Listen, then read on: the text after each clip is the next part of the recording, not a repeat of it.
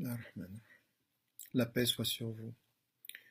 Dans cette vidéo, j'aimerais dire un mot sur la situation au Maroc, sur ce qui s'y passe et sur le mouvement Hirak qui, depuis près de 7-8 mois maintenant, est en train de mobiliser des jeunes et des moins jeunes dans le Rif marocain, pour faire entendre une voix qui est une voix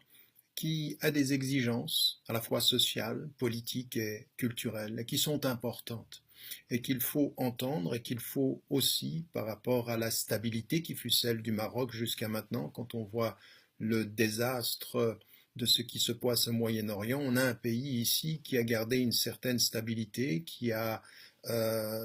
ménagé d'une certaine façon le cadre politique sous l'autorité du roi du Maroc, du Marzan comme on l'appelle, et puis avec les changements et les réformes politiques.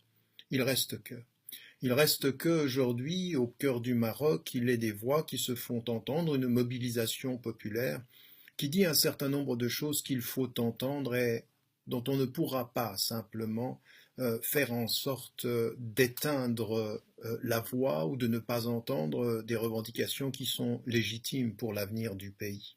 Alors on peut effectivement continuer à dire c'est une fitna, c'est de la division, c'est la volonté de scinder le Maroc, de lutter ou d'agir contre son unité.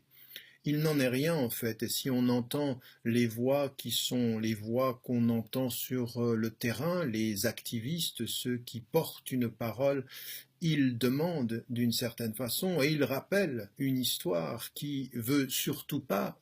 ne surtout pas reproduire le discours colonial, reproduire ce qui fut le discours colonial en Afrique du Nord et par rapport au Maroc. Il ne s'agit pas, en l'occurrence, d'une parole qui viendrait du Rif et qui serait contre l'unité du Maroc. C'est au nom même de l'unité du Maroc, de la transparence et de la démocratisation du pays que ces voix se font entendre et qu'il faut les entendre à mon sens. On ne pourra pas se satisfaire ou finalement se taire quand des leaders de ce mouvement sont mis en prison ou qu'on parle de fitna ou que l'on dit d'une certaine façon que l'on utilise tout à coup la voie religieuse pour discréditer une mobilisation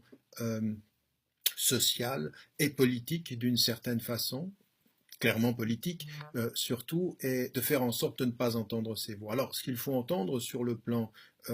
social, c'est effectivement la volonté de pouvoir d'abord prendre mieux en compte les réalités du Rif dans la politique nationale, de s'en occuper égalitairement, de faire en sorte qu'il y ait un accès à l'éducation, une justice sociale quant au développement, et qu'il y ait en l'occurrence plus de transparence dans la gestion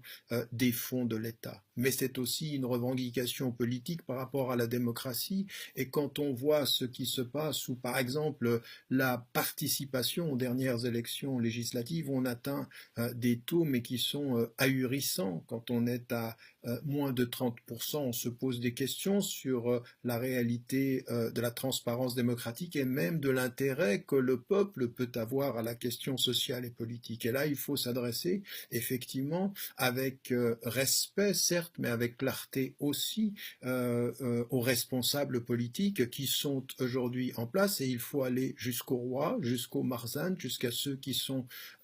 aujourd'hui impliqués dans la gestion du pays pour dire qu'il y a quelque chose à faire aujourd'hui, qu'il doit y avoir un vrai processus de démocratisation dans le pays, une vraie écoute des voix populaires. Alors certes, on peut être meilleur que les voisins, mais ça ne veut pas dire que l'on a fait le travail qui devait être fait en matière de transparence démocratique. Et puis, je l'ai dit et répété dans toutes mes interventions au Maroc, le Maroc est un pays,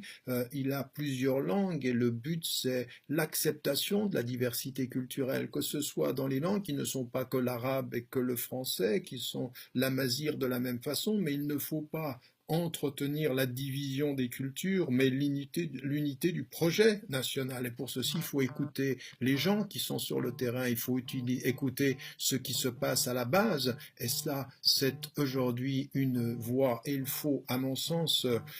soutenir. Alors j'ai vu que des chercheurs et des sociologues et des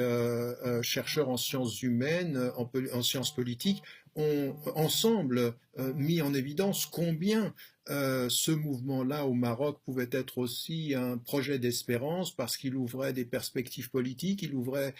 pour le RIF, mais pour tout le pays, des vraies questions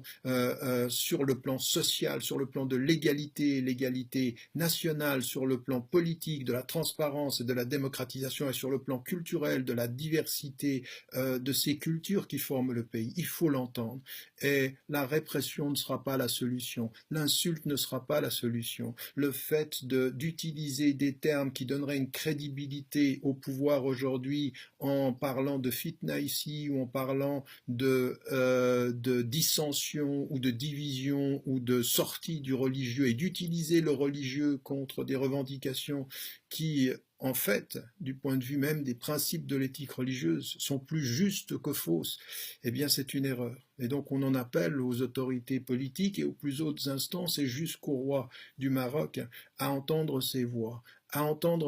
de justice et à faire en sorte que le peuple marocain les entende aussi avec beaucoup de dignité, sans violence, mais avec la force de ceux qui disent aujourd'hui que leur dignité, elle est dans l'égalité et dans la liberté, elle est dans la justice et dans un processus de réforme pour plus de démocratie et moins de corruption.